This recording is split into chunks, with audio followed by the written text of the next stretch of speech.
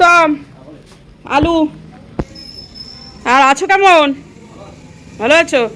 আলু দাও 2 কিলো, পেঁয়াজ দাও 1 কিলো, আদা দাও 250, আর রসুন দাও 250। আচ্ছা তুমি বলতে থাকলে মনে থাকবে? মনে থাকবে বলতে গেলে? এত কিছু বলে দিচ্ছি, মনে থাকবে?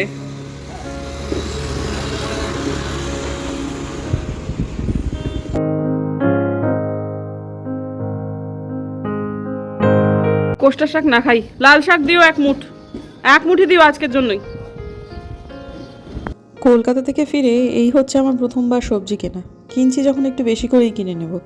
মাঝখানে কয়েকদিন বাদ আবার হয়তো আমাদের একটু বেরোতে হবে, ততদিন পর্যন্ত আর যাতে কিছু কিনতে না হয় সেরকমভাবেই আজকে অনেকটা কিনে নিলাম। তো নিচে আলপনাদিকে টাকা দিয়ে ব্যাগ দিয়ে বলেছি একটু নিয়ে নিও, তা নিয়েছে। নিয়ে নেওয়ার পর এখন এই জাস্ট ঢুকেছে আমাদের অলকাদি এগুলোকে সব গুছিয়ে রাখছে। কিছু গুছিয়ে রাখা হয়ে গেছে। আজকে নিরামিষ দিন, শনিবার। আজকে আমাদের ডালিয়া ছিল জলখাবারে। ভেবেছিলাম দিনটা অন্যরকমভাবে কাটাবো, কিন্তু হয়নি, ঈশ্বরের প্ল্যান অন্যরকম ছিল। দিনের বেলায় ব্লগ হয়েছে আমার এইটুকুই। বন্ধুরা, সারাদিন ব্লগ করতে পারলাম না। সারাটা দিন আজকে কি যে গেল কি বলি। তারপর সন্ধ্যেবেলায় ভাবলাম যে না, দিনটা পুরোটা নষ্ট করবো না। এরকম আমার হয়েছে যে আমি সন্ধ্যেবেলায় ব্লগ শুরু করে দিব্যি 18-19 মিনিট 20 মিনিটে ব্লগ করে ফেলেছি। আসলে ব্যাপারগুলো পুরোটাই মাথার খেলা। আমি যদি মনে করি যে আমি করবো তাহলে আমার ঠিক হয়ে যাবে, কিন্তু যদি আমি মনে করি যে না কী করে হবে এইসবগুলো নিয়ে ভাবতে শুরু করি তাহলে কিছুতেই হবে না, হওয়া জিনিসও হবে না। তাই মনে করলাম যে না ঠিক আছে, আমার যখন একটা করে দিনকে 2টো করে ভাগ করছিলাম তখন আমার একবেলা একটা ব্লগ আর একবেলা আর একটা ব্লগ হচ্ছিলো। তো সেরকমভাবেই না হয় নি, ঠাকুর যেমন প্ল্যান করেছিলেন আমার দিন, আমি তো জানতাম না সেরকম হবে। তো যখন তিনি বুঝতে পারলাম যে দিনটা তিনি সারাদিন ওইদিকেই পাঠিয়ে দেবেন, মানে ব্লগের আওতা সম্পূর্ণ বাইরে, তখন ঠিক আছে, সন্ধ্যেবেলাটা তো তিনি আমায় দিয়েছেন, সেই জন্য তার প্রতি আমি প্রবলভাবে কৃতজ্ঞ। যেদিন বেরোচ্ছি সেদিনকে এই কাজটা করে আমি রেখে যেতে ভুলে গেছি। ব্যাটারি আমি নিয়েও এসেছিলাম, কিন্তু সে ব্যাটারিটা যেখানে লাগাবো আসলে এত ঘোরদৌড় ছিল, সেই জন্য আর হয়ে ওঠেনি। আর এটা খুবই খারাপ একটা জিনিস, কিন্তু ঘরে বন্ধ ঘড়ি রেখে দেওয়া ভীষণ খারাপ, মানে নিষিদ্ধ একটা কাজ আর কি। ক্যালেন্ডারের মানে পৃষ্ঠা না বদলানো প্লাস ঘড়ি এরকমভাবে বন্ধ করে রেখে দেওয়া, তো সেই কাজটা করছি করে হচ্ছিল না। আমি জানি এটা আমার অবশ্য পালনীয় কাজ, কিন্তু তাও বিভিন্ন কাজের ব্যাপারে এটা আর হয়ে উঠছিল না। আজকে আমি ভাবলাম যে না, এটা যখনই চোখ পড়ছে তখনই এটা খেয়াল করছে, তখনই ভাবছি করব, আর ভাবতে ভাবতে দেখুন এতগুলো দিন কেটে গেল। তো এখন হয়েছে যে আমার শরীর আজকে ভীষণ খারাপ ছিল ইয়েতে, দিনের বেলাতে। মানে আমি একটু আগে বারান্দায় বসে যে কথাগুলো বলছিলাম আপনাদের সাথে, সেই কথাগুলো আপনারা হয়তো বুঝতেও পারবেন, আমি বেশ কিছুটা অংশ বাদ দিয়ে দিয়েছি। কী জন্য শরীরটা খারাপ হয়েছিল সেখানে সেটা বলছিলাম, পরে ভেবে দেখলাম থাক, সময়ে চলে যাবে, কথাগুলো হয়তো বা থেকে যাবে, সেই জন্য আর থাক, এই সমস্ত কথা না ব্লগে থাকাই ভালো। বোধিসত্ত্ব বাবুরও শরীরটা খুবই খারাপ হয়েছে। মানে মাঝে মাঝে আমরা না বাবাকে আর সামলাতে পারি না আর কি, সামলে উঠতে পারি না। তো মানে ওই আর কি, যাই হোক ঠিক আছে।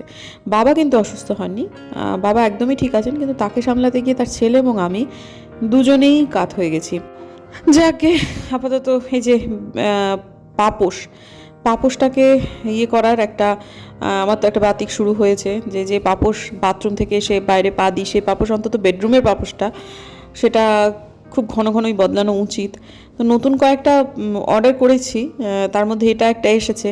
আমার মনে হয়েছিল এটা বোধহয় একটু লম্বা হবে, কিন্তু দেখা গেল যে না, আগের সাইজেই হয়েছে। আগেরটা একটু ওই ওভাল মতো ছিল, আর এইটা এই চৌকো, ব্যাস এটাই আপাতত। চৌকো ঠিক না, আয়তক্ষেত্র।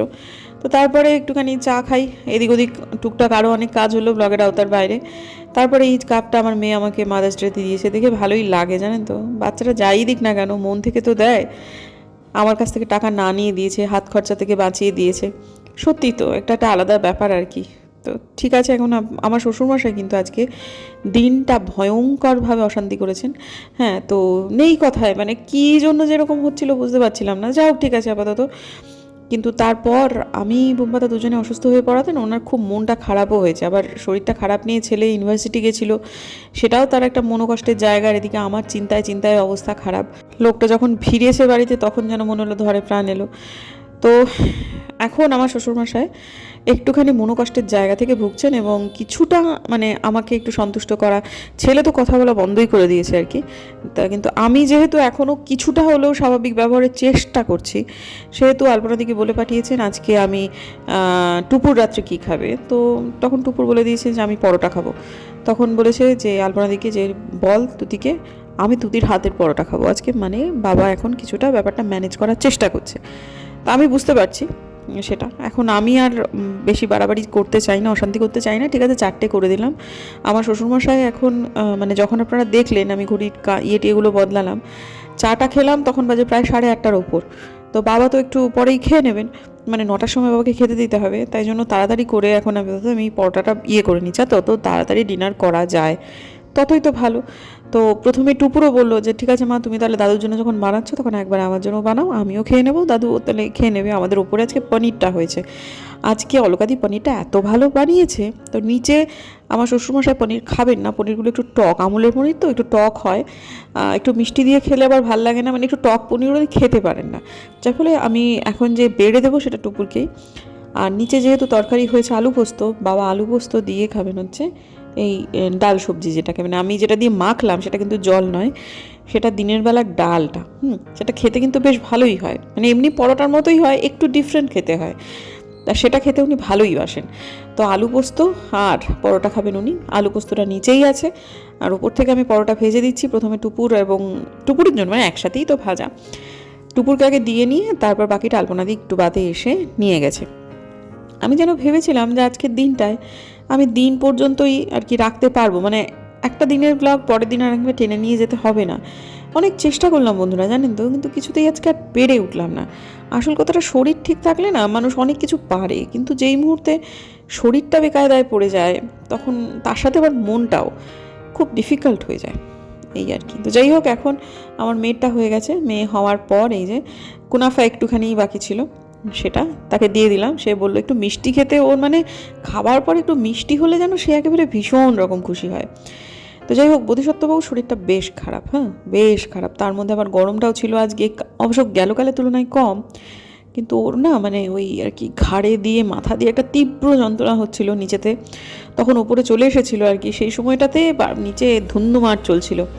তো ঠিক আছে, এখন আপাতত ওর শরীরটা ভালো নেই, ও শুয়ে আছে। আমি বললাম ঠিক আছে তুমি বসে থাকো, শুয়ে থাকো আর কি, আমি তোমাকে খাইয়ে দিচ্ছি। পরপর 3 দিন হলো লোকটা কিন্তু রাত্রেবেলা তাকে খাইয়েই দিতে হচ্ছে। একদিন খুব ক্লান্ত ছিল, আর একদিন ভীষণ বিজি ছিল, মানে 2 হাত দিয়ে কাজ করছে, একবার মনিটরের দিকে তাকাচ্ছে, একবার ঘাড় গুঁজে কাজ করছে। আমি দেখলাম ওরম করে কখন যে খাবে তার কোনো ঠিক নেই, আর ডিনারটা তাড়াতাড়ি করা খুব জরুরি। সেই জন্য আজকেও তাকে আমি ওই টুপুরকে দিয়ে বাবারটা আলপনা দিয়ে নিয়ে গেল, এখনও কিন্তু বাবার খাওয়া চলছে, মানে যে সময়টা বুম্বাদার ভাতটা মাখলাম। আমার মোটামুটি ধরুন এই 9:30 না 9:45 এরকম সময়ের মধ্যে কিন্তু অনেকগুলো কাজই হয়েছে। তবে কিছু কিছু কাজ আবার হয়ও নি। আজকে মায়ের সাথে অনেকক্ষণ ধরে কথা বললাম, কথা বলার পর মানে মনটা কিছুটা হলেও হালকা হলো, কিন্তু আমি বোধ করছিলাম শরীর আমার ভীষণ খারাপ করছে, ভীষণ খারাপ করছে। তো যার ফলে এই যে বাসন মাজার কাজটা করতে আমার বেশ অনেকটা দেরি হয়ে গেল। আর আমি আগের দিনের ব্লগেতে আপনাদের জানিয়েছি আমার না একটা নির্দিষ্ট সময় একটা ঘুমের রেশ তৈরি হয়, আমি যদি সেই সময়টা ঘুমিয়ে না পড়তে পারি আমি আর ঘুম হয় না, কিন্তু আজকে আমার দেরি হয়ে গেল। এই যে দেখুন, আমাদের বাড়ির জাতীয় খাবার মুড়ি শেষ হয়ে গেছে, সে বেড়াতে যাওয়ার আগের থেকে। সেটাও করতে মানে কিনতে যেতে পারিনি। আজকে ভেবেছিলাম যাবো, মাসকাবারি করবো, মামনির সঙ্গে টিবানে সব ঢোকাবো, কোনো কিছু তো আর হলো না।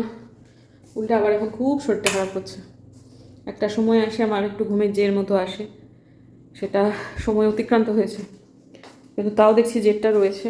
তাও এখন ব্রাশ টাশ করাগুলো বাকি আছে। আমি আর টানতে পারছি না আজকের ব্লগ, মাথা ব্যথা করছে, আবার এই যে কানের পেছনটা খুব যন্ত্রণা করছে।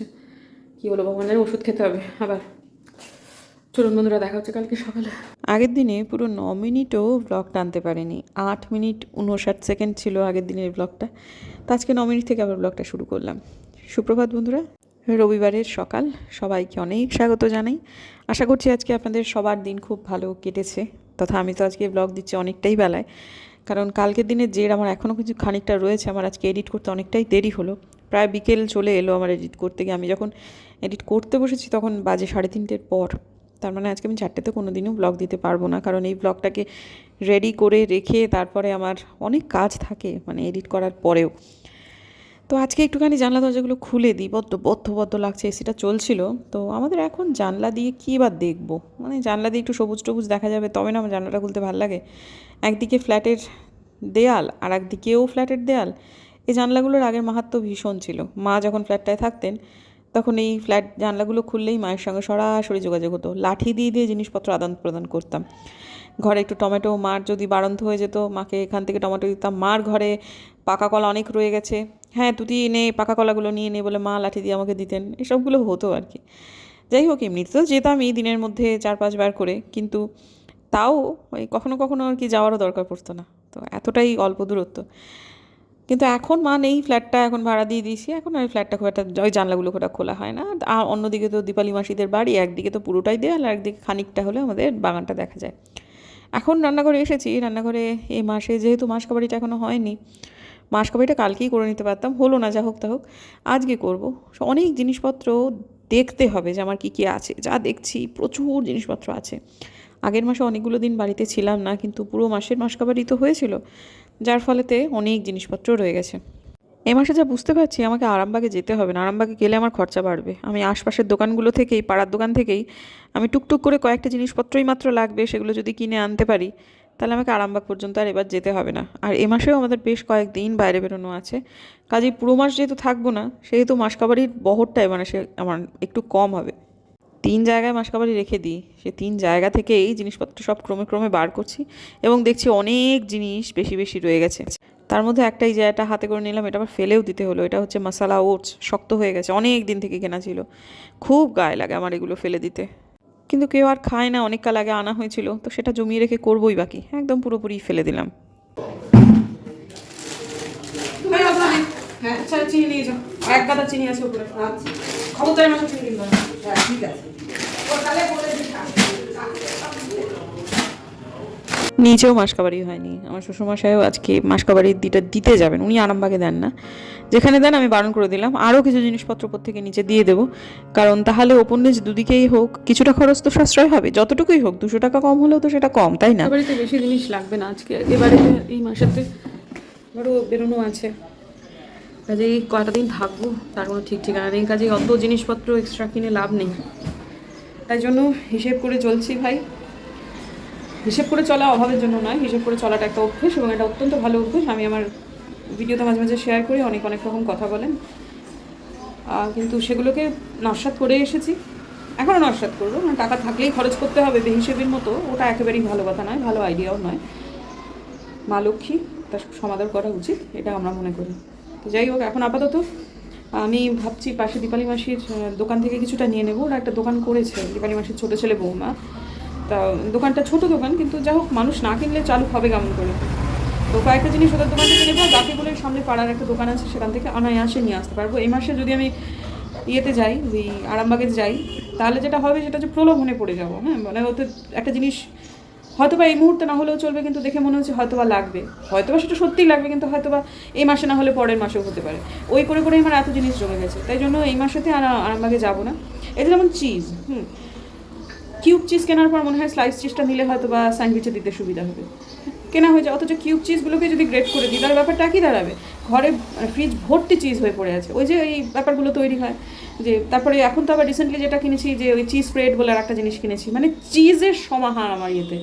তাই এই মাসে আর যাবো না ওখানে। দেখি, আমার সর্ষের তেল লাগবে, পোস্ত লাগবে, সার্ফ, একটা ভিমবার, এই সবগুলো মানে খুবই সামান্য জিনিস, মুসুরির ডাল, গুঁড়ো চা পাতা, এইসবগুলো লাগবে, এগুলোর জন্য আরামবাগ যেতে হবে না। এবং একেবারে হিসেব করে যতটুকু লাগবে ততটুকুই নেবে। লবণটা বাড়ন তো দেখছি হিমালয়ান সল্ট যেখানে পাওয়া যায় সেখানেই নেবে। এই তো বাবা এসেছেন দেখতে আমাকে, ছেলেকে, দুজনকেই। শরীরটা আমার আজকে খুবই খারাপ, কালকেও ছিল আজকেও তাই। কালকে প্রেশার টেশার বেড়ে বাড়াবাড়ি কাণ্ড হয়ে গেছিলো আর কি, আর বুমবাঁধার একটা ঘাট দিয়ে মাথা দিয়ে একটা যন্ত্রণা তৈরি হয়েছে, কিন্তু আমি স্বাভাবিক ব্যবহার করার চেষ্টা করলাম। এই সময়টা আমার শ্বশুরমশাইকে দেখে খারাপ লাগছিল ঠিকই, কিন্তু ছেলের বরফটা এখনও কিন্তু গলেনি আর কি। ছেলে এখনও খুব একটা কালকের বিহেভিয়ারটা ভুলে যেতে রাজি নয়। আমার খারাপই লাগছিল যদিও, কিন্তু ঠিক আছে বন্ধু, মাঝে মাঝে একটু নরমে গরমে সবার ক্ষেত্রেই চলতে হয়, এটা ঠিকই, কেউই নিজের জায়গায় কিন্তু খুব একটা ভুল নয়। আসলে 85 বছর বয়সে মন মানসিকতা কেমন হয় সেটা হয়তো আমরা 85 বছর পৌঁছবো, যদি ততদিন বেঁচে থাকি তখন হয়তো বুঝতে পারবো, তার আগে তো নয়। কিন্তু কি আর বলবো, আমরা এখন আমাদের যে অবস্থানটা কাটাচ্ছি বা আমাদের নিজেদের নিয়ে যেটা চিন্তা করছি সেটাও যে খুব একটা ভুল তেমনটা নয়। আগের দিনের ব্লগেতে দেখলাম কমেন্ট এসেছে যে আমি বোধহয় সিরকা বলেছি, সিরকা মানে ভিনেগার। আমার হিন্দি বাপরে বাপ, হ্যাঁ তাই, পরে দেখলাম সিরকা মানে ওই শিরা, আর সিরকা আমি ভেবেছিলাম একটু মাতব্বরি করে ফেলি আর কি, দেখলাম যে না ভাই, একবারে মানে ছড়িয়ে ফেলেছি ব্যাপারটা না, জিনিস সেটাই হবে আর কি ওটা। তারপরে দেখছি যে কুনাফাতে আমাকে যেরকমভাবে সে বলে দিয়েছিল আমি সেরকম করেছি, কিন্তু আসলে ওটা প্র্যাকটিস করতে হবে। আরও জিনিসটা যেটা সেটা এটা ঘটনাই আমার বুঝতে পারলাম যে আমাকে আরেকটু পাতলা সেমই নিতে হবে এবং হাত দিয়ে ওটাকে ভালো করে স্ম্যাশ করতে হবে, ওটাকে ওরকম করে দাঁড়াম আমরা শেফের কাজ, তাদের এতদিনের এক্সপিরিয়েন্স আর আমি তাদের দেখে কাজটা করে ফেলবো, অত ইজি নয় আর কি ব্যাপারটা। তবে হ্যাঁ, অভিজ্ঞতা হলো, এটা ব্লগেই থাকুক, এটা শেয়ার করবো না আমি শর্টসে যেদিন পারফেক্ট হবে বলে মনে হবে আমার যে আরেকটু বেটার হবে, বা সম্পূর্ণ পারফেক্ট তো হয় না, শেখার একেবারে কোনো শেষ নেই, কিন্তু যেদিন আমার মনে হবে যে না এর থেকেও ভালো আমি করতে পারবো সেদিনকেই সেটা আমি শেয়ার করবো, তার আগে তো নয়। আজকের দিনটা আমি আর খুব বেশিক্ষণ টানছি না, আমি কারোর পাগলামির পেছনে গোটা দিন নষ্ট করতে পারবো না আজকে, আমি এটা বলে দিয়েছি আর কি। ঠিক আছে, আর কি করা যাবে বন্ধুরা, এক দিন হয়, আর বাড়িতে বয়স্ক মানুষ থাকলে আর কি বলবো, মানে সে দিনটা পেরিয়ে গেছে। কালকে যদি আমি শেয়ার করেছিলাম জানেন তো, বারান্দায় বসে বসে পরে ওইটুকু পার্ট কেটে দিলাম যে থাক, দিন চলে যাবে, অনুভূতিগুলো সেই মুহূর্তে আমার যেরকম আছে সেটা হয়তো বা সূর্য ডুবলে, নতুন সূর্য উঠলে আর সেটা থাকবে না, কিন্তু কথাগুলো থেকে যাবে, ব্লগগুলো থেকে যাবে, সেগুলো ভালো নয় আর কি, ঠিক নয়, এটা ভালো লাগছিল না আমার নিজেরই। কালকে রাত্রেই কিন্তু কেটে দিয়েছি। মানুষের দোষ গুণ থাকে, সব রকম থাকে, তবে কালকে অসম্ভব পাগলামি করেছেন, অসুস্থ হয়ে গেছিলাম আমি, বুম্বাদার তো ঘাট দিয়ে মাথা দিয়ে যন্ত্রণা করছিল, আমারও তো তাই হলোই শেষটা একটা সময়। তো যাই হোক, ঠিক আছে, আমি তো পরে ভাবলাম বোধহয় লোকটার কিছুটা হয়ে যায়, পরে অবশ্য ইউনিভার্সিটি বেরিয়ে গেল ওই অবস্থাতে, কী চিন্তা হচ্ছে আমার। বয়স্ক মানুষরা না বুঝতে চান না যে সময় বদলে গেছে, নিয়ম কানুন বদলে গেছে, আর বাড়িতে আসার মানুষের সংখ্যা ধীরে ধীরে কমছে, বয়স্ক মানুষ আস্তে আস্তে কমে যাচ্ছে, এটা ওদের পক্ষে বোঝা, মানে বুঝতে ঠিকই পারেন কিন্তু কোথাও না কোথাও মেনে নিতে পারেন না। এখন দেখুন, একটা নর্থ বেঙ্গল মেডিকেল কলেজে চাকরি করতেন একজন মানুষ, হ্যাঁ, তো তিনি কী লেভেলের পরিশ্রমখানা করেছেন তিনি এবং আমার শাশুড়ি মা মিলিয়ে। আমার বাবার ক্ষেত্রে কথাটা সত্যি, তবুও যেটা বলতে হয় যে আমার বাবার এত বড় সংসার ছিল না, আমার বাবার ভাইয়েরা আমার বাবার উপর কোনো দিন নির্ভরশীল ছিলেন না, আমাদের চিরকালই নিউক্লিয়ার ফ্যামিলি ছিল। আমার শ্বশুরমশাইয়ের উপরে তো অনেক দায়িত্ব ছিল, সবগুলো করে টোরে যা করেছেন সেটা তো কম নয়। আর একটা মানুষের একটা বাইরের জগৎ ছিল সাংঘাতিকভাবে, সেটা কমতে না এখন এত ছোট হয়ে গেছে। এদিকে তার মাথা 16 আনা চলছে, শরীর চলছে না, মন চলছে, আমার মন চলছে না। মাঝে মাঝে মানুষ বোধহয় এরকমভাবে বিদ্রোহ করে, সেটা বাড়ির লোককে একটু সহানুভূতিশীল না হলে হয় না। তবে সেটা তখন আমরা বুঝতে পারবো যখন আমাদের সেই সময়টা কেটে যাবে, আমরা যখন একটুখানি সেই অবস্থা থেকে বেরিয়ে নিরপেক্ষ জায়গায় বা একটু দূরবর্তী জায়গা থেকে দেখবো। একটা মানুষ তখন নিরপেক্ষ হতে পারে যখন সে সেই সিচুয়েশন থেকে একটুখানি দূরে চলে যায়, যার ফলে অনেক সময় না, মানে মধ্যস্থতা করতে বাইরের লোককে অনেক সময় ডাকা হয়, হ্যাঁ, কারণ সে দুজনেরটাই সমানভাবে দেখতে পাচ্ছে, আবেগ থেকে একটুখানি বেরিয়ে। আমরা পুরোপুরি যে বেরোতে পেরেছি এমন নয়, আমি তো আমার হাজব্যান্ড তো পারেইনি, এখনও পর্যন্ত পারেনি, কিন্তু আমি দেখছি ভেবেচিন্তে যে এগুলো করে লাভ নেই, সত্যি কথা, কী আর করা যাবে। চলুন বন্ধুরা, আজকের দিনটা বরং আজকে শেষ করছি, এরপরে মামুনি ঢুকে যাবে, মামুনির সাথে আমার অনেক কাজ আছে, সেগুলো সব পরের ব্লগের জন্য তোলা থাক। দেখা হচ্ছে কালকে একটা নতুন ব্লগে। যদি আমার ভিডিও ভালো লাগে সাবস্ক্রাইব করবেন, পাশে নোটিফিকেশন বেলটা অন করবেন যাতে ভিডিও দিলেই নোটিফিকেশান চলে যায় আপনাদের কাছে। দেখা হচ্ছে আগামীকাল, ততক্ষণ